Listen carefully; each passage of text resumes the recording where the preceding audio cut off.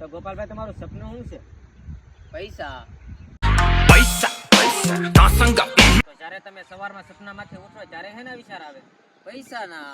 છોડી દેજો સીધા મારા ગજ નહીં વાગે તમારા. તો ગોપાલભાઈ તમે ભવિષ્યમાં શું બનવા માંગો છો?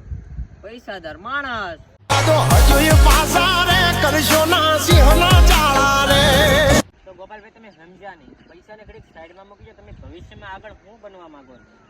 તો હું આગળ હું કામ જામ? સાઈડમાં જામ ને. નથી કોઈને દાગ રે મળ્યા હજુ મને માપવા. તો તમારા મા બાપને તમારી પર શેની આશા છે? પૈસાની. નાનું તોય નાગનું બચ્ચું. તમે અત્યારે ક્યાં જાવ છો? પૈસા કમાવા.